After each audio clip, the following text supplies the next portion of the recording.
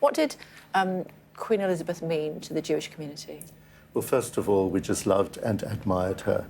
And the grief is enormous. This is an exceptionally sad day for Britain, for the Commonwealth, and for the world. We took enormous pride in our wonderful monarch, and at the same time, we deeply appreciated the extent to which she reached out to all faiths. She was a champion of the right of all faiths to thrive and to practice their religious identity and freedom. What are your memories of meeting her?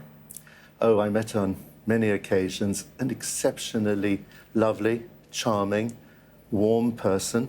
You know, many people comment on what the Queen said to them. I'd like to highlight the extent to which she listened to people. She was a good listener, and she remembered what people said and would come back to you after a while and remind you of things that she had heard being said. She genuinely cared about all people, and I believe that's actually the reason for the deep grief at this time. She didn't just have impressive titles. She was a genuine person who loved everybody, and that's why we all loved her. I spoke to the Archbishop of Canterbury at the end of last week, and he was talking about how those that are grieving are finding it, but perhaps not just for Her Majesty, but also for grief that they may have suffered in their own lives. What advice are you offering to people of your faith? The important thing is talk. If we speak about grief, then it's easier. If we grieve collectively, then it is easier.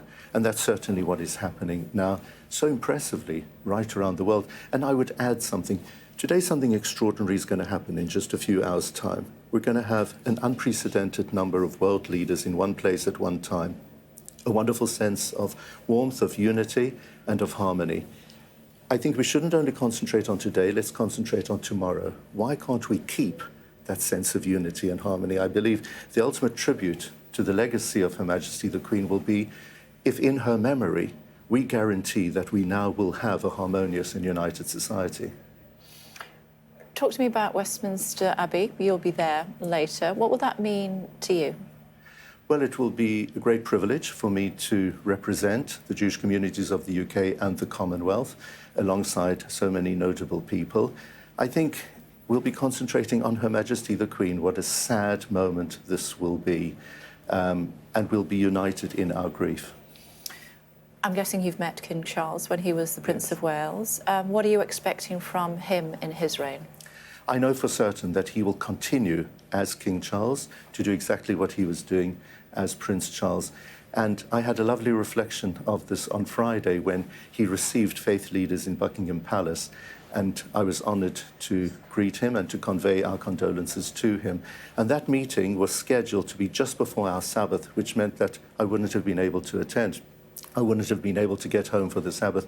But the palace brought the meeting earlier, and King Charles was absolutely insistent that I should leave as quickly as possible in order to get home for the Sabbath. He genuinely cares about other faiths, and please God, he'll be a great monarch. Looking at people arriving at Westminster Hall, that this is likely to happen over the next couple of hours or so ahead. Westminster Abbey, I should say, of course, the Queen still, we can see there Nadeem Zahawi representing the government, who has been very much involved with Cobra meetings throughout the last few days, putting together events. My goodness me, how difficult it must have been to organise. It's unbelievable what has been put together in a matter of just a few days. In our community, we had that experience because we staged a memorial service for Her Majesty the Queen last Wednesday evening. And it was as if we had clicked our fingers and suddenly thousands of people on Zoom, a wonderful attendance at synagogue, and that's what's happened all around us. Yeah, indeed so. Some 2,000 people can attend at Westminster Abbey.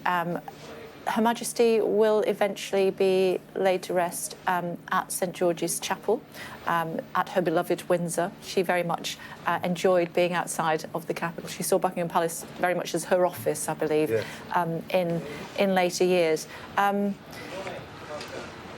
those that are finding it almost impossible to comprehend that the one constant in their life, throughout their lives, has now gone, what words of guidance are you offering?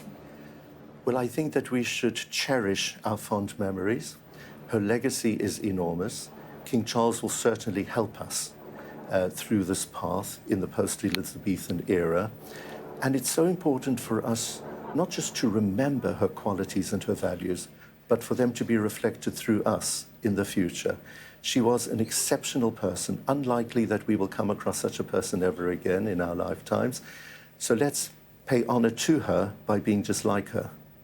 And this Carolean era that we have now entered, that cannot be the same as the Elizabethan era was. It will have to change. Yes, absolutely. You know, the best advice I can give to somebody who is stepping into big shoes is that he should buy a new pair for himself. And that's certainly what I think King Charles will do. He will continue in the footsteps of his revered and much-loved mother, but at the same time, I think he will stamp his personal authority and reflection on his reign. And please God, it too will be a wonderful era for all of us.